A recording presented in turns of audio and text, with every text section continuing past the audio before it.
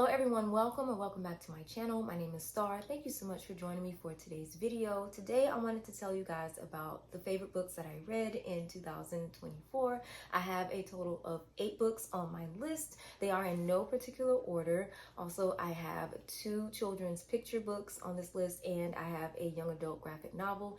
Then the rest of them are adult fiction ranging from sci-fi to horror to thriller and genres in between those. So let's go ahead and get started. The first book on my list is a debut novel of Kaylee Bradley, and it's called The Ministry of Time, and it's on this list because I loved it so much and it hasn't left my brain since I read it in September. Essentially, it is about time travel, obviously, but it's set in the near future.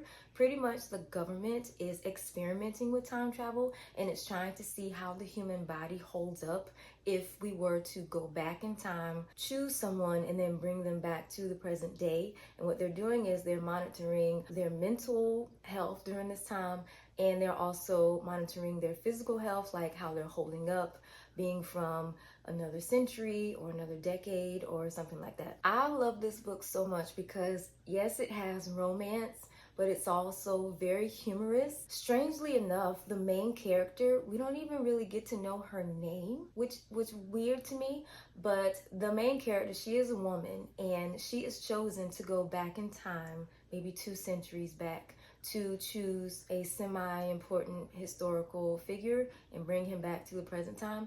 She's supposed to be in charge of like watching him and taking care of him and teaching him about all the new things that has happened, or you know, all the new things that's going on in the present day, which is essentially the future to him. And she ends up falling in love with him. That in itself is really, really funny because him being from 2 centuries ago, he's like really conservative and he's very proper and he's very traditional. So she is not any of those things. She's the complete opposite. So she freaks him out a little bit, and that's really fun to me. But yeah, 10 out of 10. I love that book so much. The next book on this list is a thriller novel, and it is called The Middle of the Night by Riley Sager. This book had me in tears, not because I was afraid or because something was sad, but because I thought it was one of the funniest books I read all year. This book is about 2 young boys named Ethan and Billy, both of which are best friends, and they are camping out in their backyard in a tent. Ethan wakes up the next morning and Billy is gone, and there's a huge slash in the tent, and nobody knows where Billy went. And years passed, Billy has not shown up and nobody has found Billy, so he is presumed to be dead. Fast forward 30 years later, some weird stuff is going on. Ethan has gone away for a little while, but then he has to come back to his childhood home, and that's where things are really weird. And Ethan is starting to believe that Billy is in fact dead, even though they're not entirely sure, but he is presumed to be dead. He thinks Billy is haunting him. It's fun. I don't think it's supposed to be funny, but it's funny because Ethan freaks out. They used to play baseball together, and all of a sudden a baseball comes flying into Ethan's backyard out of nowhere. Just weird stuff is just happening. There were a little bit of plot holes in this book, and some things didn't quite add up, but I liked the book enough to look over that. The whole time the book just had me on my toes, and I wanted to know what was going to happen next. Is Billy truly dead? Is somebody playing tricks on somebody? Is somebody just trying to get revenge? Like, what is happening? And that is the vibe of this whole book, and I enjoyed it immensely. I ended up giving it 4 out of 5 stars because of the plot holes, but it was still a great ride. This next book is another novel by Riley Sager, and it is called The Only One Left. This book I read in January of 2024. Again, this book also had me on my toes. This book is about a young woman named Kit who is a live-in nurse. She takes care of terminally ill patients, and she has been charged to go to this huge mansion and take care of this elderly woman, Lenora, who is, I think, immobile from the neck down, supposedly, like paralyzed. Now, it seems like Kit would be very happy to take this position, but she is in fact very hesitant because tied to Lenora's family are a lot of dark rumors, a lot of dark stories. Even though they come from old money and the mansion is huge, there's a lot of darkness surrounding this whole thing. Much like The Middle of the Night, written by Riley Sager. I feel like I keep saying his name like 3 different ways. Sager, or Sager. I don't know which one it is. Anyway, much like Middle of the Night, written by him, This book has a lot of twists and turns and a lot of things that it makes you want to figure out. As Kit gets comfortable in the home and Lenora and her establish kind of a routine, some weird stuff starts to happen. Lenora is supposed to be bedridden and unable to move, but sometimes Kit will come into Lenora's room and there will be messages written on a typewriter. Who wrote the messages? Nobody knows, because how could Lenora have written them? Sometimes Kit will hear footsteps in Lenora's room. Well, there's nobody in there, so how in the world could she hear footsteps? Like, it's a bunch of little tiny weird stuff like that that goes on that will make the hair on your neck raise up when you're trying to figure out what is going on. Now, there are other people who live in the house, but it's a big old house.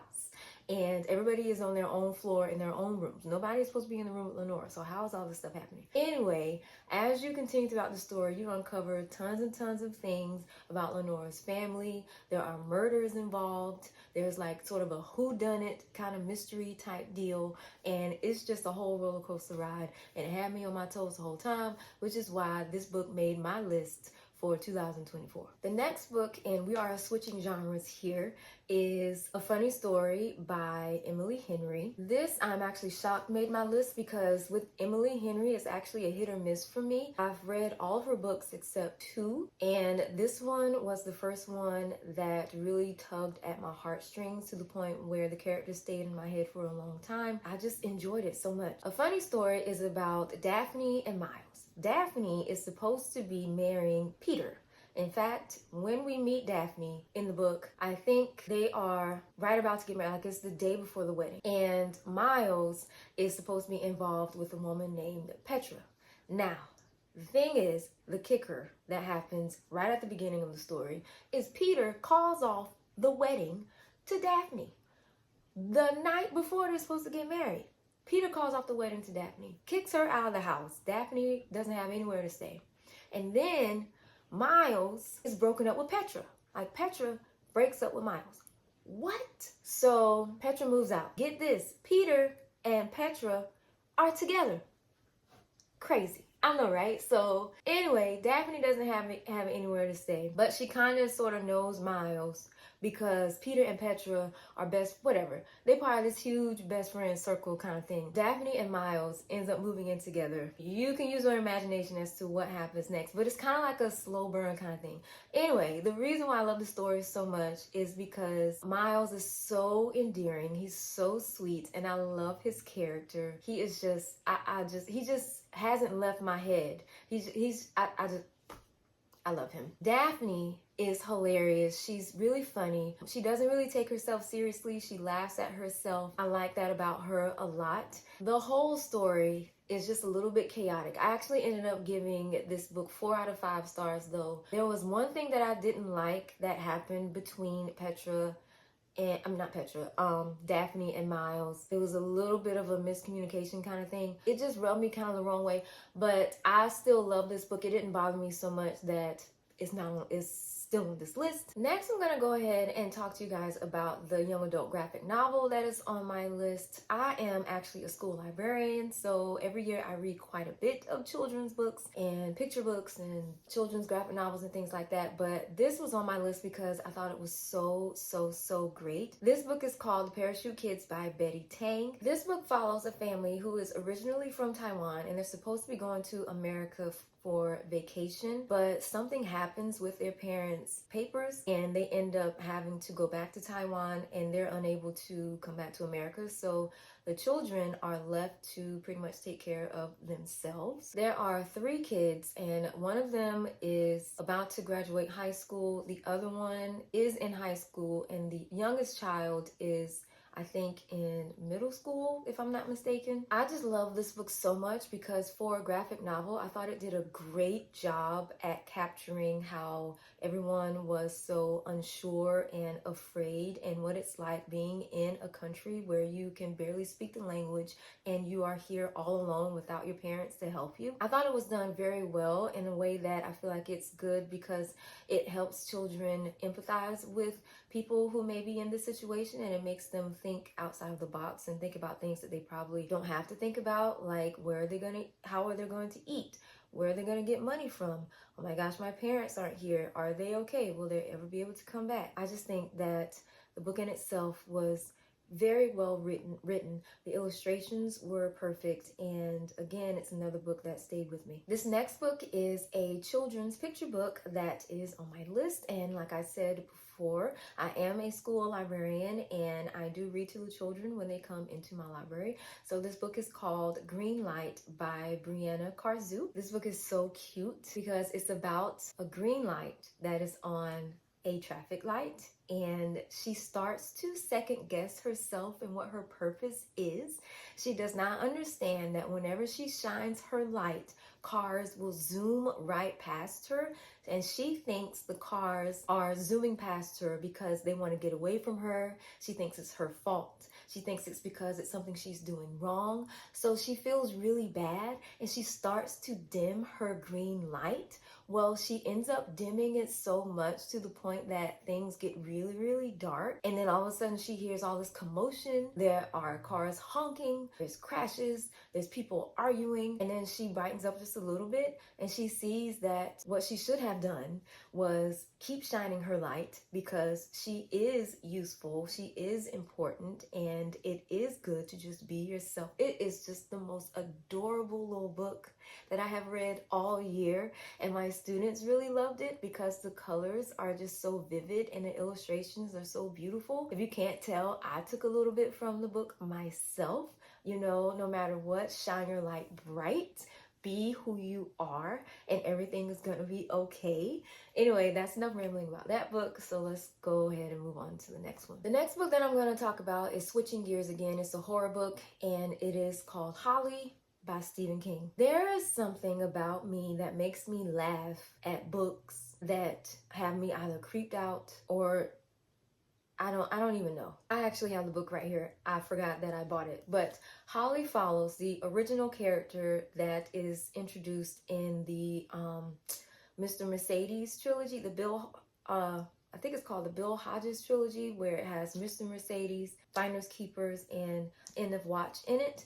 And Holly is a part of this small detective agency. She is called by this woman because this woman's daughter has disappeared. What Holly finds is that there are two mysterious people, this elderly couple, who are suspects. This elderly couple is up to some strange stuff. I don't want to spoil it for anybody. It goes without saying that this elderly couple has something to do with the girl's disappearance. And the way that they have something to do with her disappearance is shocking and is something that I would never have thought of. And it is textbook Stephen King because only he thinks outside of the box that way. This book cracked me up because some of the stuff that these old people were doing and saying was hilarious. Holly in herself is a pretty funny character. And also I adore Holly. I've read every book she's been in written by Stephen King. I adore her as a character. But my Lord, did I give this 5 stars? I think I gave this 5 stars.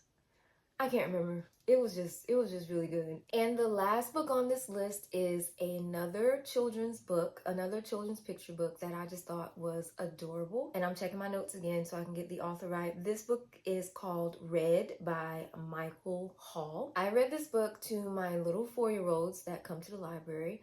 And it is about a blue crayon that has a red crayon wrapper on it. This poor little crayon is feeling out of place because the teacher in their class is asking them to draw things like strawberries or, red things. This little crayon just can't do it because it's a blue crayon. It's not a red crayon, it's a blue crayon. So as the book goes forward, the crayon realizes that it was trying to draw something that it just couldn't draw. And then once it figured out what it could draw, like oceans, whales, clouds in the sky, it started to feel much better about itself. I just loved the message that sometimes people will put you in a box and that's not the box you're supposed to be in. You're supposed to be in this box over here. And I just thought it was really adorable and a very beautiful concept. And my kids loved it because they loved all the colors and, all the different things that it had. And it had scissors in it and eraser, pencils, stuff like that. and they love pointing out those types of things. So it was just really nice to read aloud to the kids. I like that book because just like the Green Light book, it just tells you to be yourself and say that it's okay to be who you are, especially once you find yourself and figure out who you are. It's okay to be that. So that is it for today's list, and I really enjoyed talking about my favorite books about 2024. Let me know if you've read any of these or if you want to read any of those. Also, let me know what your favorite books were this year in the comments below, and I will definitely catch you in the next one. Bye bye.